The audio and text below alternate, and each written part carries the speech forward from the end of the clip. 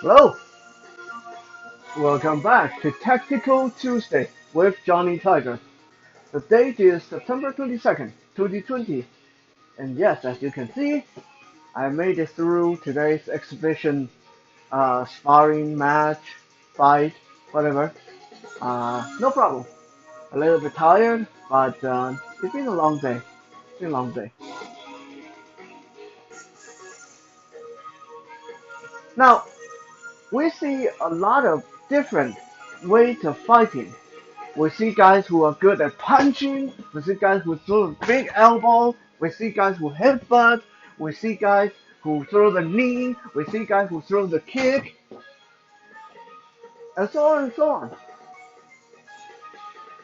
But there's a very fundamental technique that if you use it well, it works like wonder. It works like magic almost all the time.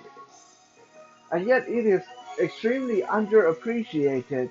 And when you try to use it, sometimes you will get laughed at. But don't underestimate something so simple as what I'm going to show you today.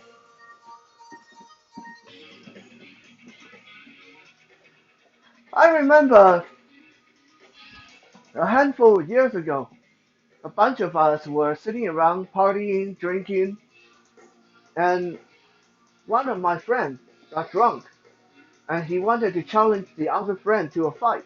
This guy was not a very graceful kind of drunk. He's the kind of guy who got drunk and decided he wanted to take on the world. And he was a really good fighter. He was tough. He did a lot of wrestling. He did a lot of boxing and stuff like that. So he's like, yo, Joe, hey, hey man, come on, let's fight. You and me, come on, let's fight. And the other guy's trying to ignore him, but this guy's not taking no for an answer. And he's trying to get Joe in the headlock. He's like, hey, come on, man, come on, you wanna fight? Next thing you know, Joe, without saying a word, he reared back and bang! Slapped the guy across the face and then stepped away. Not really far, he stepped out of reach. And then this guy who wants to provoke Joe, like, what the? And then he tried to go towards Joe to grab him, and then Joe did exactly the same thing, bang, across the face. Just something like this, just like smacking an unruly child, like open hand, bang, across the face. And then he stepped away again. And this guy is kind of dizzy now, and he's standing there, shaking his head, and he started to try to swear. And he's like, "Come on, man, what the?" And then Joe went bang again. I think it took like 6 or 7 of these, and then this guy, who Joe normally wouldn't have stood a chance if they got into a fight, just sat down and sobered up and decided to be quiet. Next day, he said to Joe, he said, "Hey, that wasn't cool. Why you slap me like that? Well, that was not called for." And Joe said, "Well, you were drunk. You wanted to fight. There's no way in the world I would want to fight you. So the best way is to stop you in your tracks."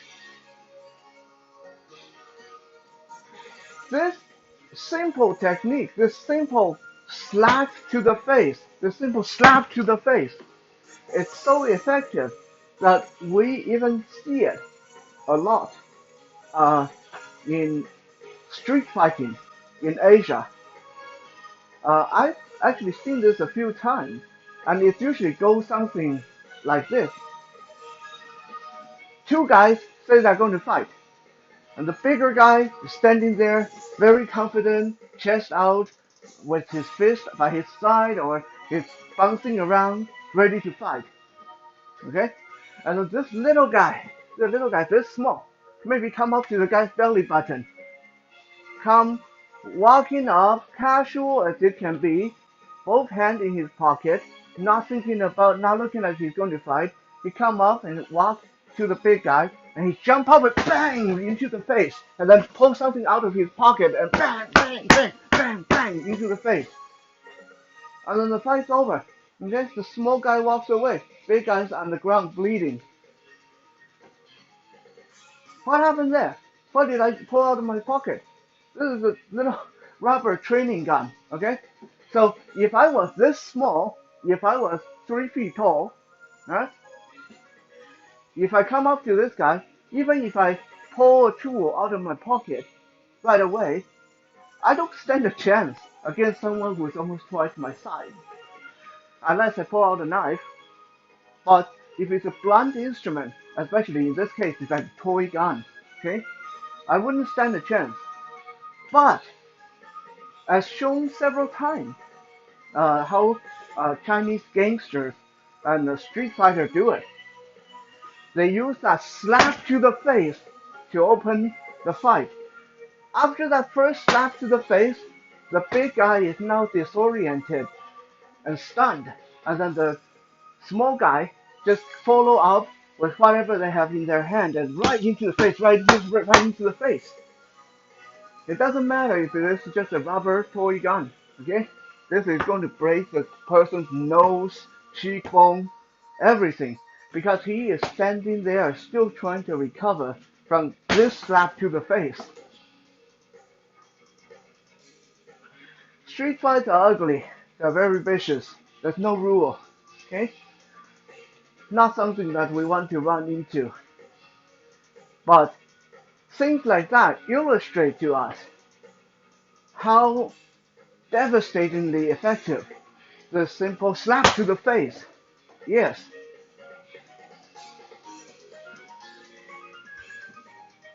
Now some, especially some female, is going to say that doesn't work. When I slapped him in the face, he just beat me up even worse. Let me tell you why. There's two situations that you got to remember that this slap in the face uh, either not going to work or it's not going to work very well.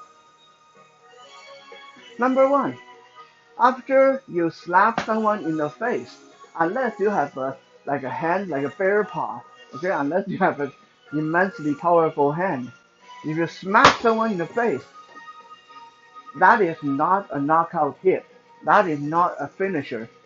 The most you're going to get is that person getting stunned for 1 or 2 seconds, and then that person is going to get really, really mad and try to beat the heck out of you.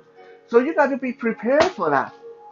After you slap them in the face, you got to follow up, like with this toy gun, and start smacking them in the nose and on the cheekbone. Okay, you don't just slap someone in the face and then expect them to be scared of you now and go away. Like in the case of my friend Joe, uh, and the other friend, it took 6 or 7 slaps to sober the guy up and to make him figure out that it's a bad idea to want to fight. So this slap is an opener. It is not a finisher. It is not something that's going to be all that effective in your combination movement. This is just something to open the fight with, something to stun them, to give you maybe 2 seconds to do what you need to do. And we'll talk about that in a little, in a moment or two. The second situation where the slap to the face not going to work is when fists already start flying. Okay, when you're already fighting, the person is coming in, they're swinging their fist and they're punching you, they're grabbing at you, they're kicking you. That slap in the face is no longer effective unless, again, you have a super powerful slap. Why? Because now they got their adrenaline really high up. They're in motion, they're moving, their momentum is carrying them forward. So all that going through their system is going to negate the shock value of this slap to the face.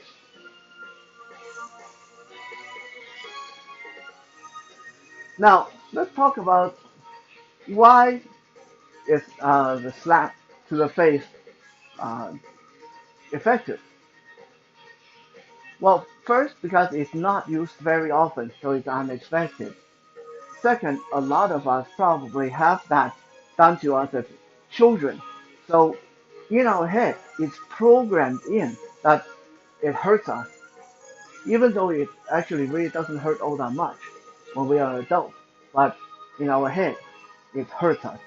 It hurts our pride, hurt our feelings, it hurts all kinds of stuff when you slap someone across the face. You also mess up their hearing if you aim more towards the ear. You also mess up their nose, their sinuses, their eyes start to blur. Okay, very effective. So when is the right time to get that slap in? Before they start getting overly aggressive, before fists start flying. So in other words, I don't want to wait for this guy to start swinging, and then I try to slap him in the face. Okay, that's not going to work. What I need to do is as soon as his hand come up, if I even sense that he's going to get aggressive, I slap him in the face. Okay? That's when it's going to be effective. It's before he is committed.